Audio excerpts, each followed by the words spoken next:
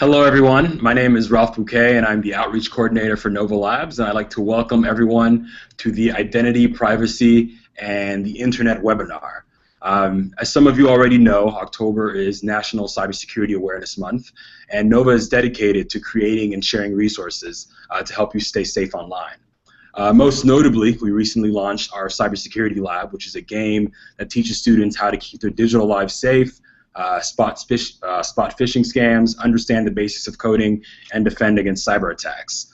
Today, we're very excited to be joined by one of our partners, the Center for Identity, a research institute based at the University of Texas in Austin that focuses on delivering high-quality research, education, and outreach regarding identity management, privacy, and online security.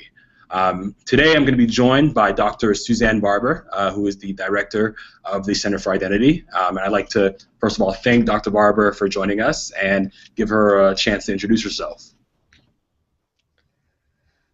Thank you, Ralph. We are delighted to be here today, and I, as you mentioned, Suzanne Barber, the director for the Center for Identity and the AT&T Endowed Professor in Engineering.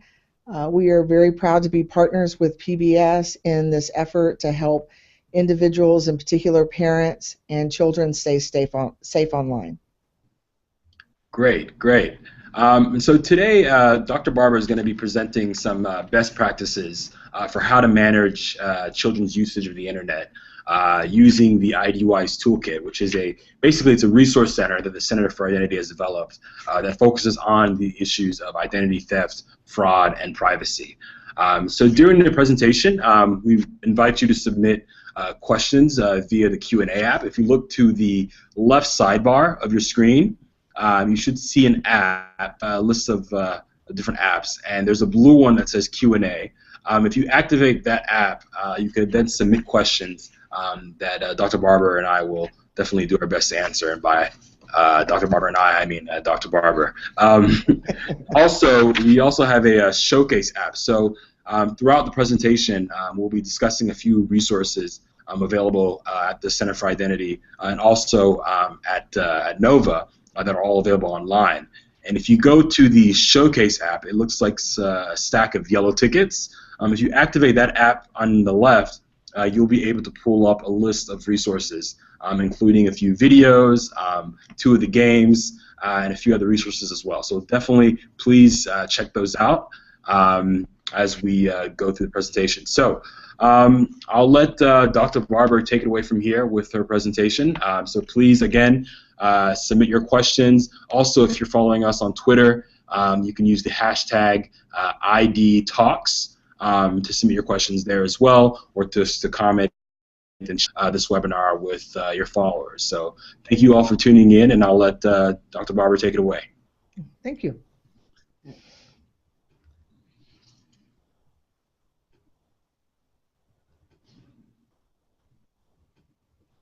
Okay.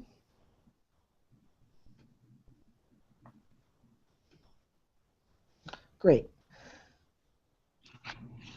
Thank you again for allowing us to be here today and present some of the work that we're doing here at the Center for Identity. The Center for Identity brings together resources and talent from across the University of Texas, both looking at technology, business practices, law, public policy, even the social sciences, coming together to pull resources in our efforts to stay safe online. As we have decided to live our lives on the internet, it's very important for us to conduct ourselves in ways that help protect both our children, ourselves, our businesses, and our government.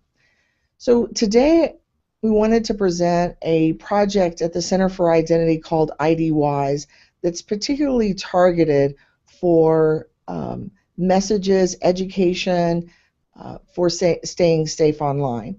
The other thing I should mention about the Center for Identity and this project as well is that everything we do is fueled and driven by research at the center. So you can rest assured when you come to IDWise and you come to the Center for Identity, you're getting the latest and greatest information about how to stay safe and protect your identity.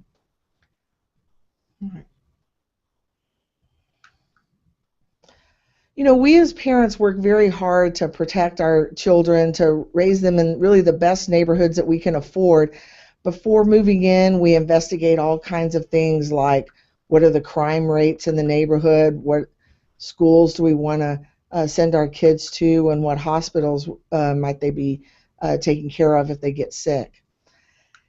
Yet all too often, we freely introduce them to a cyber neighborhood called the internet that contains all form of wonderful, but really every form of evil that our planet has to offer. So as we raise our children in this digital age, keeping them completely out of the cyber neighborhood just really isn't possible. So how do we become proactive, knowledgeable as parents and teachers and mentors, and capable of answering the following question? How do we let our children enjoy the benefits of the internet, because there are many, but without falling prey to the dark side? And when you answer that question, you really have to think about different age groups. And so what I've done is break up the discussion into 3 age groups: 0 to 5, first graders to preteens, and teenagers. And the answers do vary somewhat for these different age groups. So let's first talk about our youngest, from 0 to 5. First, we need to think about setting allowable controls, what we are going to allow our children, where we're going to allow them to go on the internet. Yes, there are 2 and 3-year-olds that really do have iPads, and we want to make sure that they stay on those places on the internet like Sesame Street and not veer far off into inappropriate material. This is also it's not too early to start thinking about and having conversations with your kids about, yes, you're the trusted adult to help them cross the street, and you're also this trusted adult to help them answer questions about what they find and they learn on the internet. There are lots of toolkits and advice for you on the IDWise website that help you gather information about what information is being shared about your kids when they download apps, or what are safe controls that you can put in place to help protect your identity as well as your child's identity. Next, let's talk about those preteen years. Children in this age group really are old enough to start to think about and understand the difference between what should be public information and what's private information, and really having that conversation with them about what that should be shared and what should really not be shared. The number of devices really starts to grow in these years. They have phones, gaming becomes an online activity, all kinds of tablets, and so you have lots of places now that you have to worry about the entry to the cyber neighborhood and how to take care and protect them.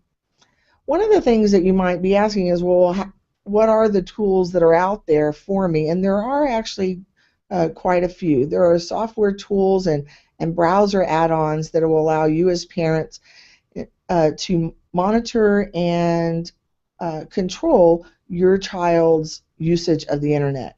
You can either filter it by the content you'd like them to see, prevent them from sharing personal information via chat or email, control their access to particular times of day, or really you can actually have controls to see what they're doing online.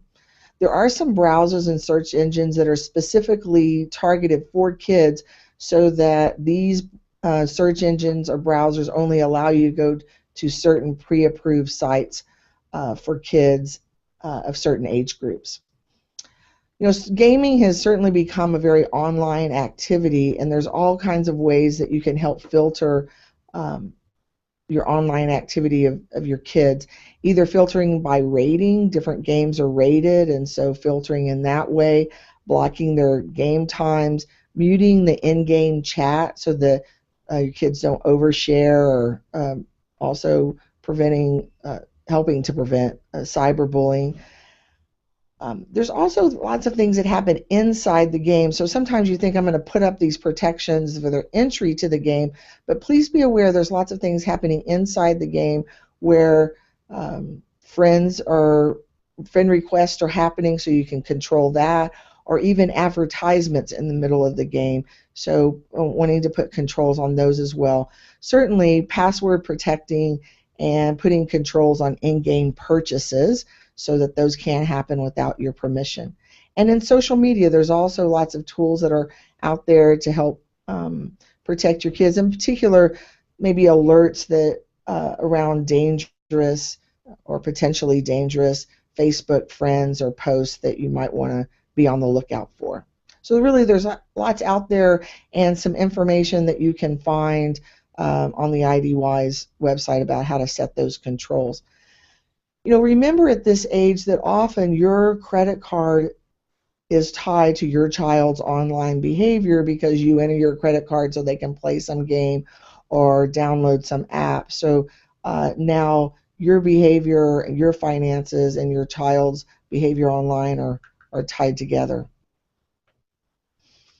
This is a good time to emphasize and talk to your kids about the permanence of their digital footprint. What goes up there really doesn't go away.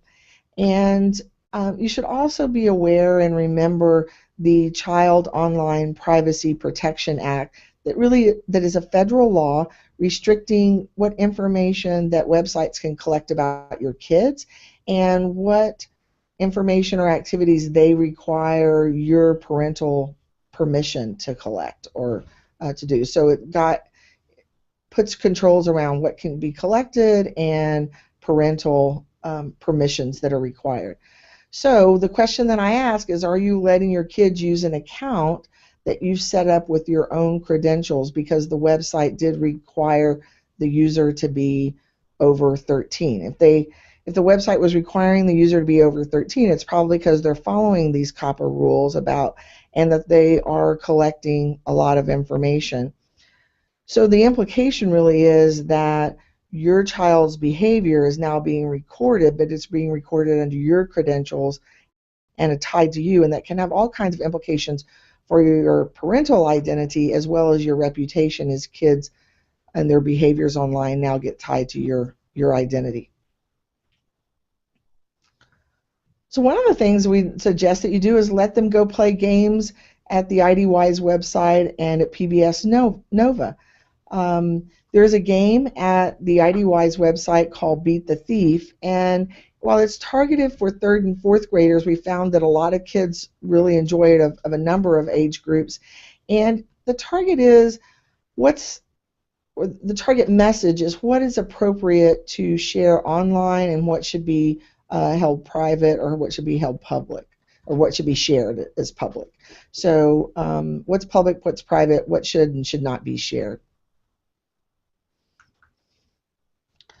Now, those teenage years. Hopefully at this stage in the game that your kids do understand good online behavior, but certainly it's not too late, and some of the things most damaging can be done in these years, so we certainly want to remain vigilant, keeping up the good work, or starting to take care of our kids online now at these ages, because there is real possible danger at this age. As with many dangers and our efforts to protect our children, we need to continue the conversation always. Where are they going? Find out where they're going online, and I'd highly recommend that you go there too to see what their experiences are and what kind of requests are being made of their private information. Monitor their devices, know their social networks, and teach them how to control and to set their privacy settings. The topic of sexting is a tough one, but some of these pictures can haunt them forever, and you might have seen a breach and compromise of Snapchat early this weekend, and that these pictures really do go online and they do stay forever, and that this is a real conversation, a serious one to have with your kids.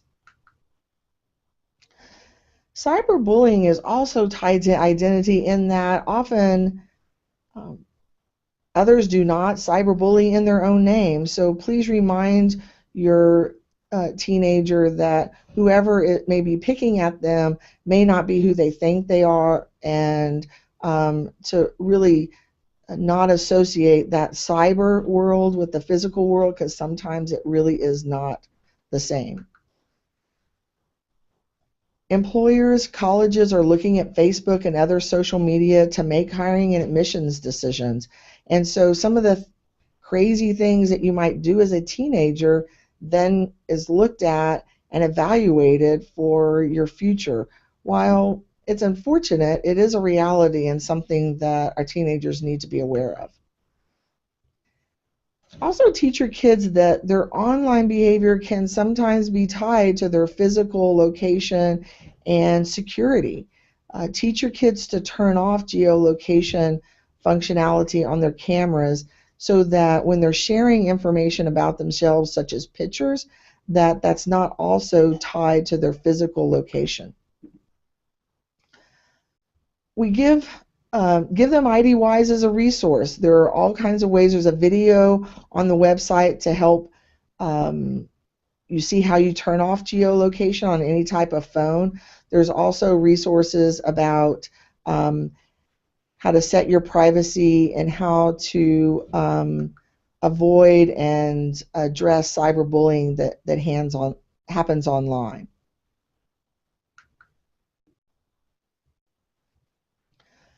So as I close out the discussion today, I want you to think about every time you get in your car, you fasten your seatbelt. Every time in the physical world that you take a physical exam, you make sure you have your vaccination. Every time you log in, hopefully you've got some security set up on your home or your work networks. So there's all these ways that we are physically protecting ourselves, but every day we need to be ID-wise to protect our identity. Thanks.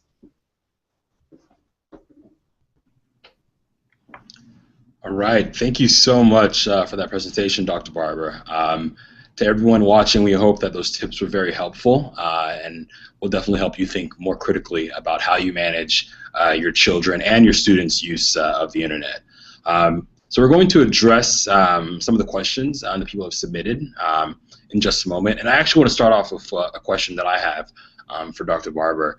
I guess what's the first thing in a situation when you feel like some sort of personally identifying information has been compromised? What's sort of the first thing that you should do if that happens to you or your child when online? Well, it matters, I think, also the information that has been compromised. If that information is your credit card number because you entered your credit card number into some account that your child has, then immediately call the credit card company and advocate for a new card. And it's easy for them to do and a way for you to shut down that line of credit. If it's your email or your online account, change your passwords immediately. And if you have, shame on you if you do, but if you have other accounts that have the same password, go and change those. And in fact, I kind of want to back up from that and really advocate that you make sure that you have different passwords for every account you have. I know that is such a hassle, but if you leave breadcrumbs in the way of passwords, that once information is compromised one place, that I can find it in all kinds of places.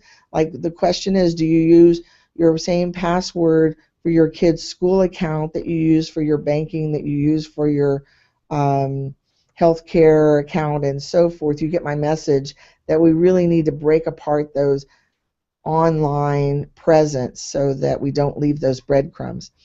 And if any of your personal information is compromised, you should consider putting a fraud alert on calling one of the credit bureaus and putting a fraud alert on your account. It's free to do, and once you set a fraud alert with one of the credit bureaus, they will set it up with the other credit bureaus for you. It doesn't mean that every creditor will make sure that they authenticate the identity of the person seeking credit, but it is a good way of setting up another protection. Certainly, the way we present ourselves online um, is very important. And when that personal information that absolutely identifies you is released, it's very hard to reel that back in.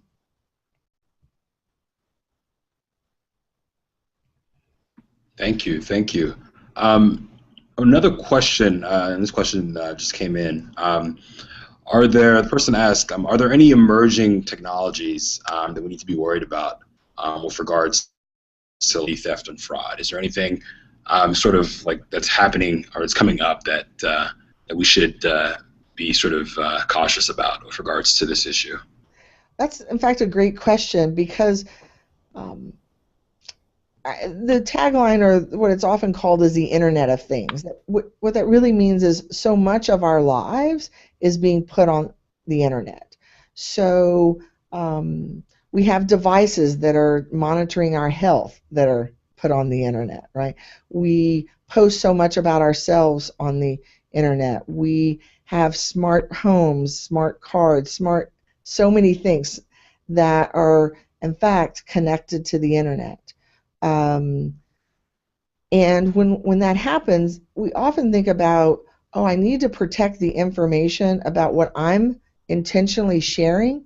But this Internet of Things means that there's all kinds of information being collected about us that we, in fact, don't know or are not aware of. And so we need to make sure all these devices, our homes, our cars, our social devices, our phones, our tablets, what are they posting to the Internet?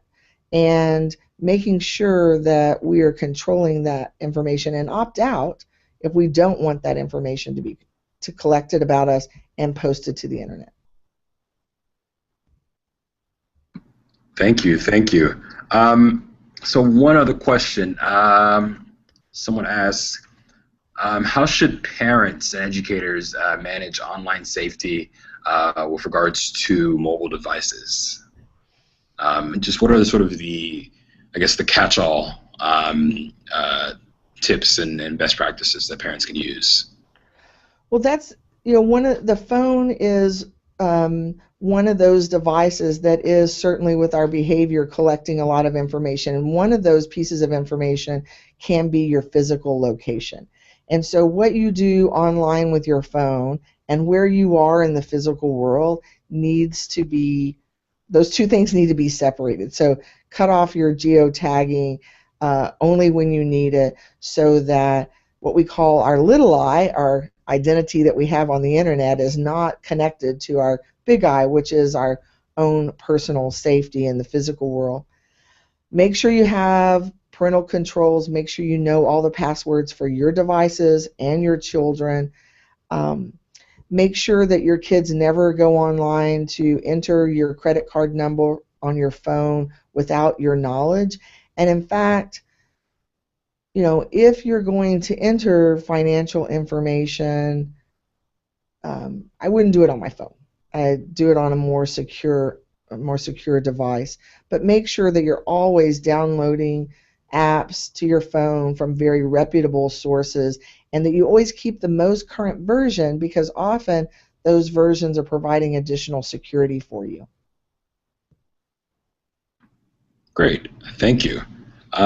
So we have another question. How do I make sure my password is something hackers can't guess?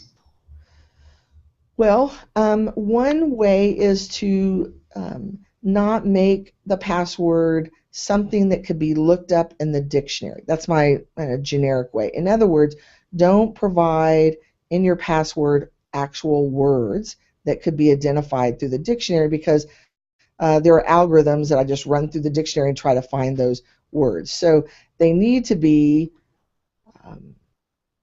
letters, numbers, symbols that just make absolutely no sense, and that are at least 7 to 10 characters long. But the most important is that it's a jumble of characters.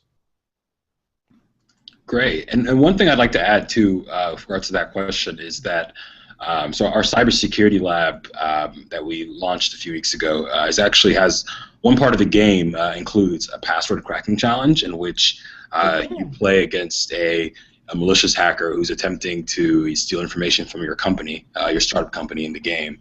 And the game teaches you how to develop stronger passwords by every single challenge. It adds like a different, an additional sort of level of security, such as a number or then the use of symbols or use of capital letters. So that is definitely one way to sort of learn that you can actually sort of put to practice this idea of discovering or this idea of building more secure passwords.